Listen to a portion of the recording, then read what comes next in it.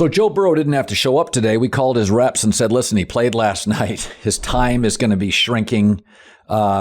Generally, Joe plays, Sunday afternoon. We do this on Tuesday. But Joe Burrow and his rep said, nope, we want to talk right now. And that's after a pretty rough Monday Night Football game, which I had said on the air on Fox on Monday. That had a snake pit feel to it. Monday night game, on the road, divisional rival. Listen, Joe, you guys had kind of turned the corner on first halves. When did you kind of get a sense in that you were like, oh, crap, we're having protection issues? Well, the first drive, we moved it right down the field, and Myles Garrett ended up making a great play, tipping a ball on an RPO, and it fell right in the hands of their corner. And so after that, we just weren't quite able to get our momentum back. After that, our defense had 2 big turnovers we weren't able to capitalize on. And then after that, it kind of went all downhill. It's a matchup league. The Jags have given the Colts problems. It's just the way it's always been. Chargers, to me, have always matched up well with Mahomes, Andy Reid, and the Chiefs. I can remember Justin Herbert's first start in the pros against Mahomes. You're like, wow, they match up. Could it be argued that Cleveland, because of their corners, because of Myles, they're a tough matchup personnel-wise? Yeah, they're really good pass rushers.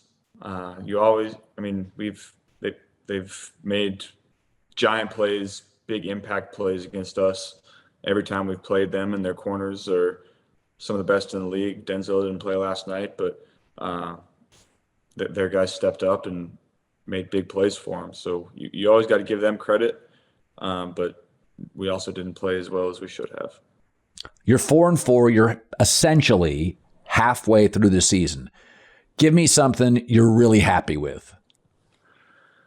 Well, apart from last night, we've responded to all the adversity that we've gone through so far, and that's a credit to the character of the guys in the locker room. And this is just like all the other times. It's not a panic mode by any means. We were 5-4 going into the bye last week. We have a chance to go out and get a win this week and go 5-4 into the bye, just like we did last year.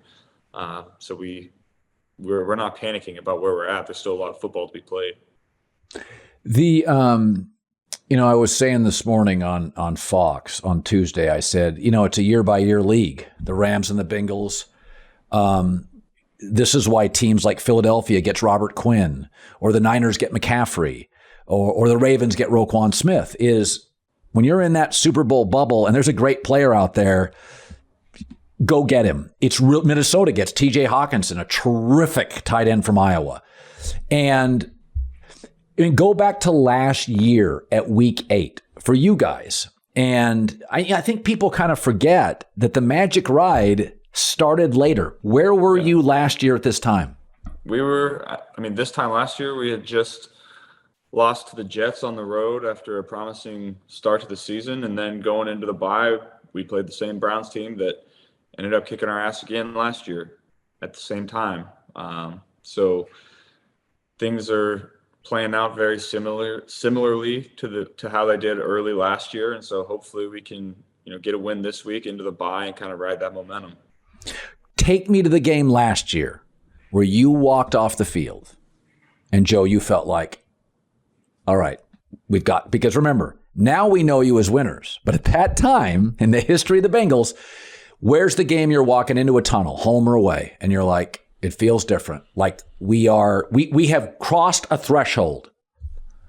After we played the Raiders on the road last year, it was our first game after the bye. It was a dirty, physical, ugly game that we ended up making the plays at the end to pull it out. And then we go into Denver, I think the week later, and pull out another one just like it. And we kind of figured out how to win those kind of games. Right. And this year we haven't won those kind of games. We haven't made those plays at the end early on to put us in that position. So we've got some stuff to figure out, but nobody's panicking. We're excited about the guys we have in the locker room. We're going to put in another good week of practice and go out there and put on a good performance on Sunday. So you had a Peyton Manning meeting. He talked about that. I don't know if he was one of your idols. Obviously, he's like, I always look at Montana. The one word I would say is cool. He was always cool. Manning, to me, I would say academic. Like, I think Peyton made everybody have to be smarter. Like, not that, I mean, when I was growing up, I don't remember talking about, you had to be brilliant to be a quarterback. And like Peyton, like raised the bar, like, yeah, you have to go to the line with 3 plays. That's how I view him. How did you view Peyton Manning before you met him and during it? Well, I mean, he was one of the guys that I idolized growing up. And then since I've come into the league, you can tell he really cares about the game of football, and he's trying to impart the wisdom that he had and has on the game to people like me and people across the league who are, trying to do exactly what he did. And he really cares about furthering the game and making it a better product for the fans and for us on the field. It's interesting. Aaron Rodgers reportedly and Peyton Manning did not love a lot of motion behind them during a play. They wanted to see the defense. How was it set, go? So even, you think to yourself, oh, all these as smart as Peyton is, oh, they want all the motion and all. Not necessarily.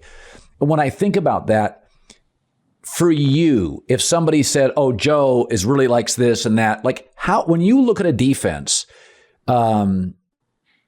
if you were constructing your game plan, what do you like and what don't you? I mean, what do you really feel comfortable with? How much pre-snap motion do you like?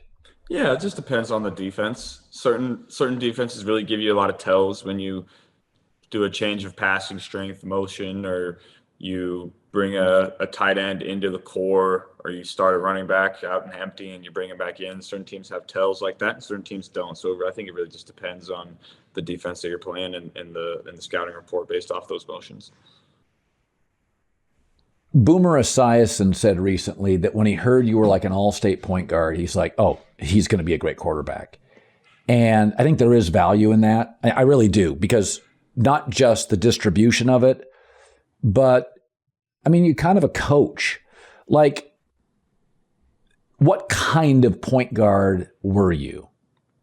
I like to score points. I was definitely a scorer. You're Westbrook. Yeah, that's exactly right. Maybe slightly less athletic. Slightly. But yeah. You'd bring it up looking to score. Yeah, I would. 6th grade, I would bring it up cross half court, and I'm shooting it if it's open. Wow. So you never played with Klay Thompson. Did you ever have a 2-guard say, bro, the way the game was built to be played, you're supposed to pass it to the wings? No, I usually was able to score some points, so nobody said too much. We all know professional athletes care about what they look like. And as you know, I care about what I look like. Right now, I've been wearing a lot of Cuts clothing. I love this thing right now. Every Cut shirt is designed to provide a perfectly tailored look. If you want a long sleeve Henley, no problem. A short sleeve crew neck, they've got it. Cuts has everything you want. And I've got all of it, and I wear all of it. Right now, 15% off your first order. 15% off first order by going to cutsclothing.com/Colin. Cuts, C-U-T-S. Look them up. I got a closet full of their stuff, and I love it. So, as you go halfway through a season, when the NFL expanded the season to 17 games, I said it wouldn't bother me at all if a lot of players said, listen, I'm going to take a second bye. That wouldn't bother me at all. And a quarterback is a little different. But do you find now, Joe, this is the second year with it, do you kind of find the sensibility, the psychology to us, even though it's only a game, but that's, for a lineman, that's 58 more collisions. Yeah. Do you think, have you noticed the Bengals changing things, players talking about that? You're in your second year of this marathon, adding a game. Yeah, for me, coming into the league, my rookie year was the only 16-game season. I didn't even make it through it. So all I know for a full season is 17 games, and it's definitely a grind. It's a long season. And I would think if you were to add a second bye, you would probably go to 18 games. So you would add a game and add a bye. Right now, I think we're in a good spot. The 17th game, gives more opportunities for tiebreakers as far as record goes, just because it's an odd number of games. So I think I like the 17 games. If you were to add another game, then I think you would have to go to 2 buys. Do you already know what you're going to do on your bye week? You're just going to sit and watch TV? Yeah, that's the plan. Just sit on the couch and I'll get my workouts in and just relax at home. Do you escape from football?